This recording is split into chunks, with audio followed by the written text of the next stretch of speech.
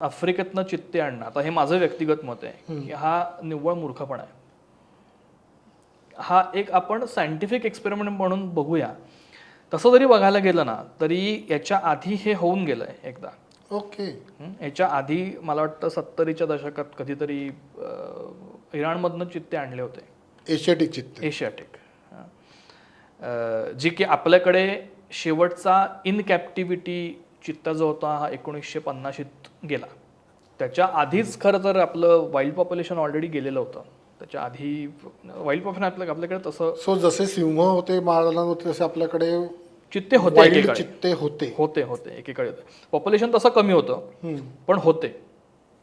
तेही अनेक कारणाने आणि पर्टिक्युलरली नुसतं हंटिंग नाही पण त्यांना कॅप्टिव्ह करण्यासाठी खूप प्रयत्न झाले चित्त्यांना.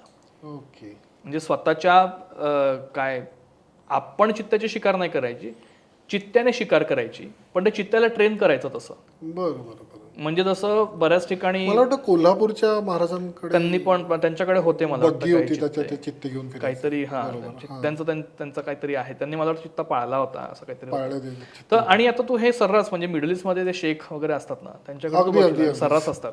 म्हणजे ते त्यांचं तर काय असं वाघही पाळतात. हा ते पण चित्ता त्यांना असा खूप असा फेवरेट आहे. म्हणजे त्यांना असं मला वाटतं वाघा एवढा तो अग्रेसिव्ह नाहीये म्हणून नाही, कदाचित त्याला टेम करणं त्यातल्या त्यात जरा सोपं आहे. त्याला कंट्रोल करणं थोडंसं सोपं आहे. त्यामुळे मग ते एक स्पोर्ट म्हणून करायचं की गझिल्स किंवा आपलं चिंकारा जे आपल्याकडे आहे तर चिंकाराच्या बऱ्याच स्पीशीज आहेत तशा मिडल ईस्टमध्ये पण आहेत. तर चिंकारा सोडायचं आधी किंवा ससे सोडायचे आणि मग यांना त्यांच्या मागे धावायला लावायचं. मग शर्यती लावायच्या, चित्त्यांमध्येच शर्यती लावायचा. मग त्यांना ट्रेन असं करायचं की तू ते मारून पकडून मला आणून दे, स्वतः नाही खायचं.